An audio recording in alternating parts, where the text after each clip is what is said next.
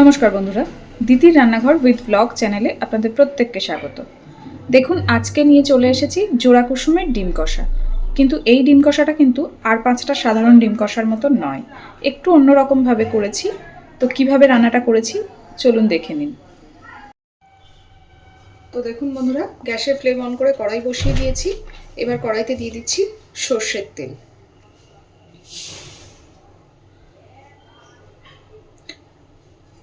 জোড়া কুসুমের এই ডিম কষাটা সর্ষের তেলেই কিন্তু বেশি ভালো লাগবে। তো তেলটাকে আগে ভালোভাবে গরম করে নেব।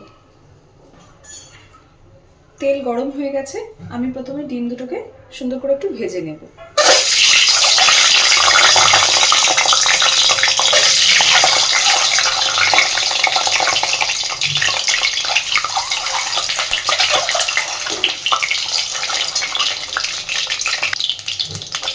দেখুন, ডিমগুলো হালকা করে ভেজে নিয়েছি। এবার ডিমগুলো তুলে নিচ্ছি।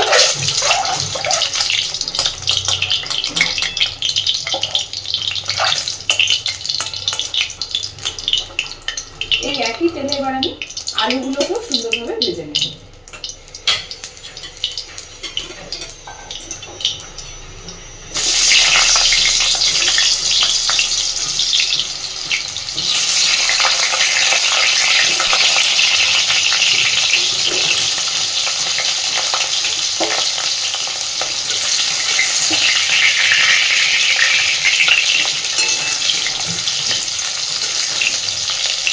আলুগুলো ভাজার সময় এর মধ্যে দিয়ে দিচ্ছি পরিমাণ মতন একটু লবণ,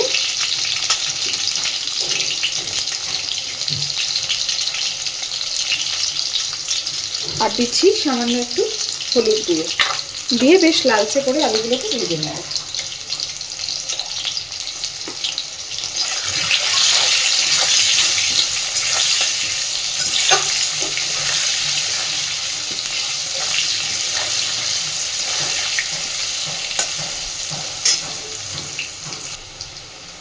দেখুন, আলুও খুব সুন্দরভাবে ভেজে নিয়েছি।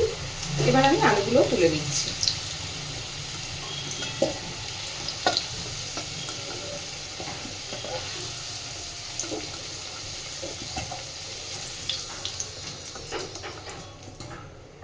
এই তেলের মধ্যে এবারে আমি দিয়ে দিচ্ছি পেঁয়াজ আর রসুন। আমি থেতো করে নিয়েছি, সেই থেতো করে নেওয়া পেঁয়াজ রসুন।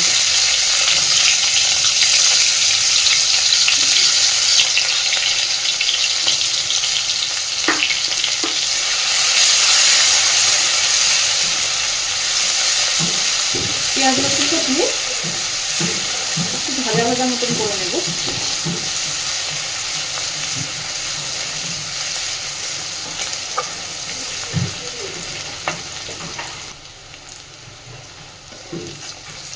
একই সাথে একটু ভেজে নিয়েছি পেঁয়াজ রসুনটার মধ্যে। এবার আমি দিয়ে দিচ্ছি পরিমাণ মতন হলুদ,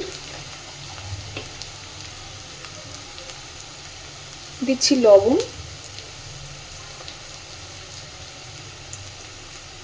লবণটা একটু বুঝে দিতে হবে কারণ আমরা প্রথমে আলু ভাজার সময়ও কিছুটা লবণ দিয়েছি। আর এবার দিয়ে দিচ্ছি লঙ্কা গুঁড়ো। লঙ্কা গুঁড়োটা আমি খুব অল্পই দিচ্ছি কারণ আমি একটু কাঁচা লঙ্কা বাটাও ব্যবহার করব।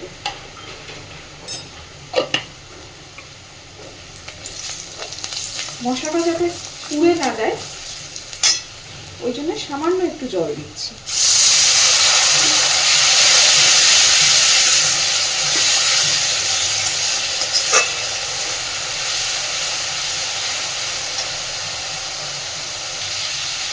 মশলাটা দিয়ে তেল ছাড়তে শুরু করেছে। এবার আমি ভেজে রাখা আলুগুলো এর মধ্যে দিয়ে দিচ্ছি।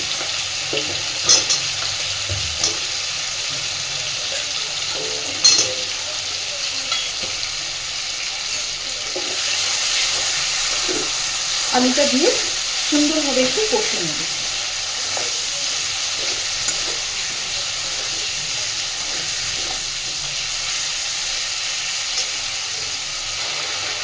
দেখুন বন্ধুরা, মশলার সাথে আলু খুব ভালোভাবে কষে নিয়েছি। এই পর্যায়ে আমি এখানে দিয়ে দিচ্ছি খানিকটা সর্ষে পোস্ত আর কাঁচা লঙ্কা বাটা। এই ডিম কষাটা একটু অন্যরকম, খেতেও একটু অন্যরকম, কিন্তু বিশ্বাস করুন গরম ভাতের স্বাদটা কিন্তু ভীষণ সুন্দর।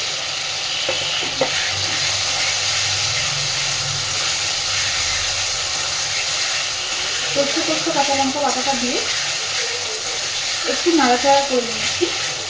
এই সময় আমি ভেজে রাখা ডিম দুটোও দিয়ে দিচ্ছি।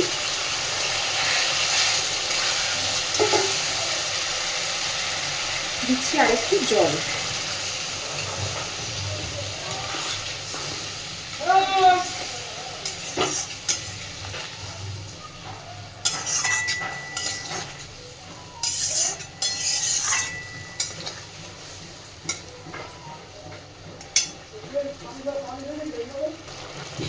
সব কিছুকে খুব সুন্দরভাবে একসাথে মিশিয়ে নিয়েছি। এইবার দিয়ে দিচ্ছি পরিমাণ মতন জল, কারণ আলুটাকে ভালোভাবে সিদ্ধ হতে হবে।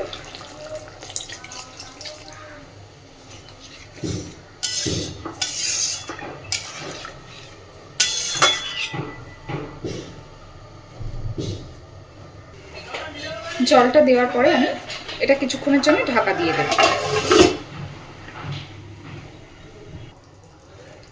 দেখুন বন্ধুরা, ডিম কষাটা কিন্তু আমাদের একদম রেডি। সম্পূর্ণ অন্য পদ্ধতিতে এইভাবে একবার ডিম কষা বাড়িতে বানিয়ে খেয়ে দেখবেন।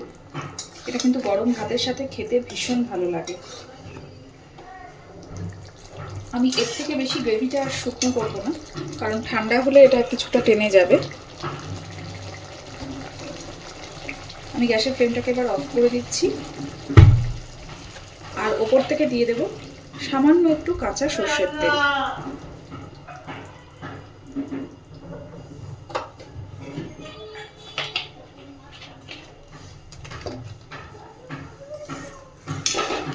আজকে এই রান্নাটা আমি জোড়া কুসুমের ডিম দিয়ে করেছি।